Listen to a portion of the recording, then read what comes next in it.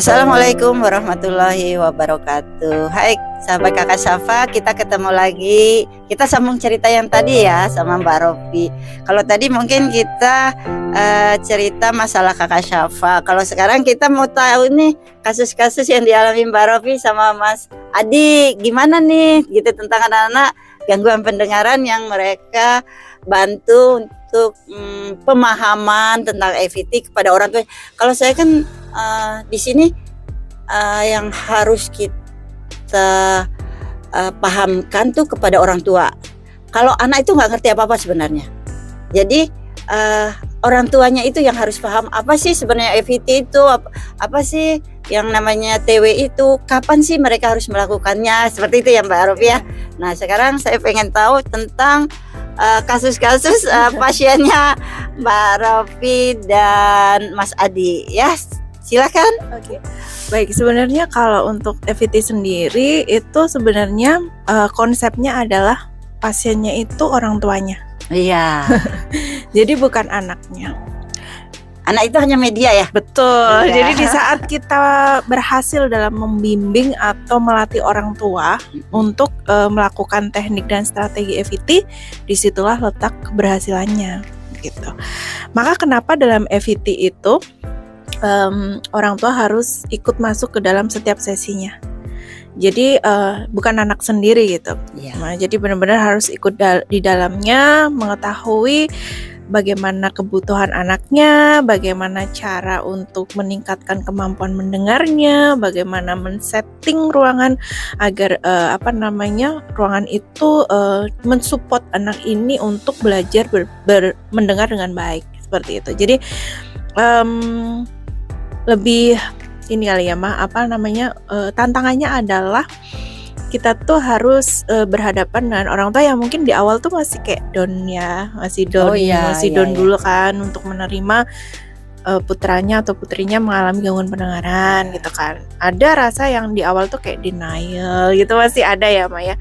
Dan sebenarnya ketika orang tua masih denial gitu, masih belum mau terbuka, itu terkadang kita lebih sulit untuk memasukkan kayak misalkan kita mau ngajarkan teknik strategi EVT kayak itu masih agak kesulitan gitu. Atau terkadang orang tua bilang kalau udah bisa anak saya kayak gitu kadang ya, karena ada segi denialnya bahwa sebenarnya anak saya mampu kok gitu. Nah itu sih tantangannya. Tetapi ketika kita sering memberikan evaluasi terhadap kemampuan mendengarnya, kemudian setiap sesinya kita juga evaluasi dan memberikan suatu bimbingan dan latihan kepada orang tua, tentunya itu akan memberikan suatu support system untuk orang tua dalam melatih anaknya untuk mendengar dan berbicara. Dan tantangan yang berikutnya mungkin karena di awal itu kan anak-anak, apalagi ya anak-anak itu kan dunianya masih bermain ya Mah. Iya, iya. Mungkin kakak Safa juga sama ya, seperti itu juga. Ibaratnya saya main loh, kenapa sih harus belajar? Ibarat anak-anak itu bisa bicara pasti kayak gitu. Iya. Saya maunya main mah, bukan belajar gitu. Nah itu kita harus gimana caranya kita men-setting suatu pembelajaran itu dalam suatu pola bermain gitu, yang intinya nantinya si anak ini bisa tetap belajar mendengar, berbahasa dan berbicara gitu Mah. Jadi semua kasus beda-beda ya Mah, karena setiap anak juga berbeda. Maka saya sering bilang juga sama orang tua bahwa jangan bandingkan anak Anda dengan anak yang lain. Betul. Jadi lebih kita mengevaluasi kemampuan anak ini bagaimana dan dia kurangnya di mana dan kita harus bagaimana gitu. Lebih seperti itu. Karena setiap anak beda-beda, cara belajarnya berbeda, kemudian modalitasnya berbeda, kemudian latar belakangnya juga berbeda. Jadi nggak bisa kita samakan. Karakternya beda, jangan lupa. Betul. Kakak adik aja beda ya karakter, apalagi yang berbeda gitu. Nah, dan itu yang harus dipahami orang tua. Betul. Saya tuh punya 3 anak, 3-tiganya pasti beda karakter. Cara pendekatan juga beda-beda.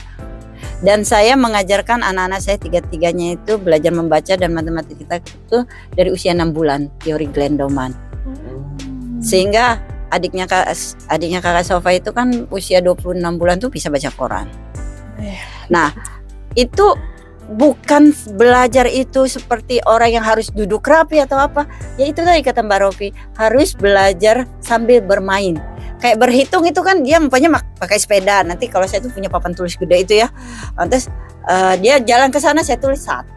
Apa ini? 1. Itu belajar kan sebenarnya. Iya, betul. Nah, itu pemahaman orang kadang tuh menganggap belajar itu harus disiplin duduk rapi, harus melihat gitu. Padahal enggak, sambil bermain itu dia belajar. Atau umpamanya karena Safa dengan adiknya itu usianya beda 3 tahun dan mereka suka masak-masakan, saya biasanya habis masak kangkung umpamanya batang-batang itu saya kasihin sambil belajar itu berhitung.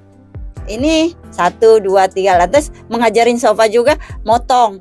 Ini potong, jadi kita sambil motong potong pohon kangkung seperti itu ya.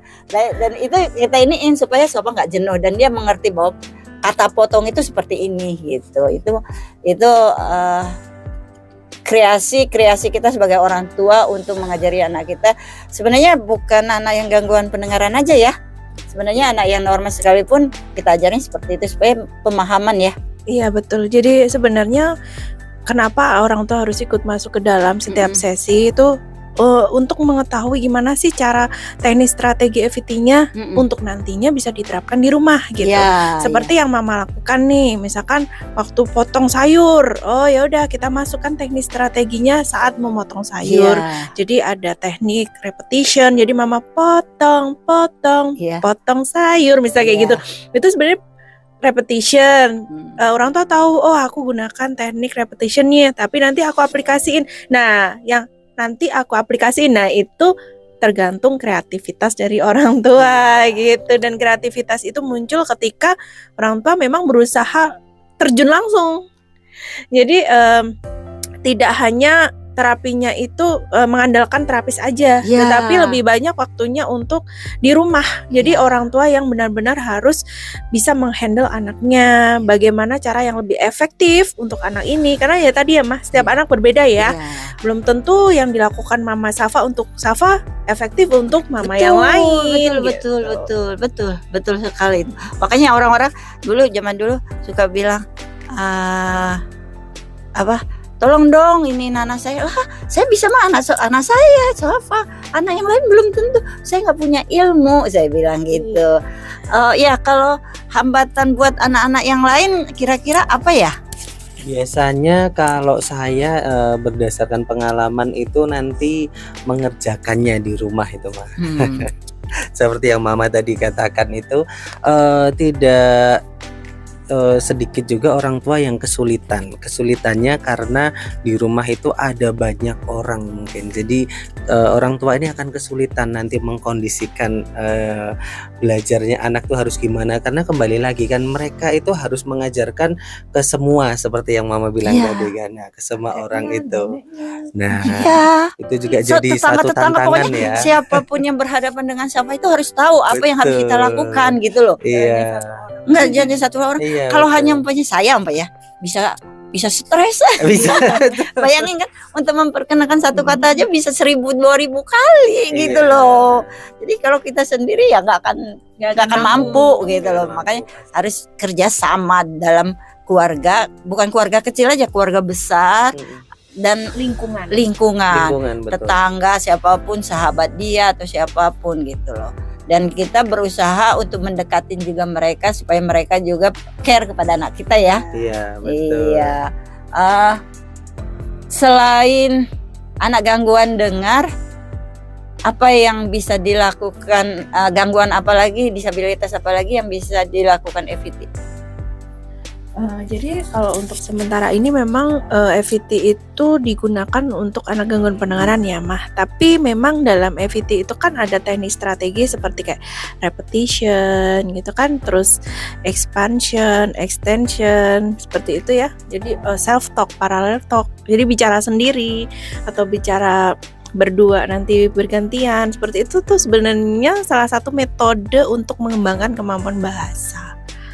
Gitu. Nah di dalam teknik strategi EVT itu ada seperti itu yang bisa digunakan untuk beberapa pengembangan untuk berbahasa seperti itu. Cuma kalau memang EVT sendiri, struktur dari EVT sendiri itu memang disusun khusus untuk anak gangguan pendengaran. Oke, semoga orang tua yang mendengarkan YouTube-nya Kakak Safa paham ya apa itu FPT, apa itu TW. Dan menurut saya pribadi ini, maaf kalau salah, itu harus dua-duanya dilakukan. Karena kalau hanya FPT aja, ketika mengalami hambatan, ya nggak bisa gitu. Jadi harus dibantu ya dengan visual ya. Visual itu mungkin ada di subnya TW ya, kayak gitu. Oke deh. Semoga orang tua di rumah yang menontonnya YouTube Kakak Safa ini paham tentang itu dan apa yang harus kita lakukan. Sekreatif mungkinlah kita untuk mendampingi anak-anak kita supaya anak-anak kita bisa mendengar dan berbicara. Oke? Terima kasih buat Mbak Rofi, Mas Adi. Semoga ini bermanfaat buat orang lain. Amin. Oke. Yuk sampai jumpa untuk yang lainnya. Assalamualaikum warahmatullahi wabarakatuh.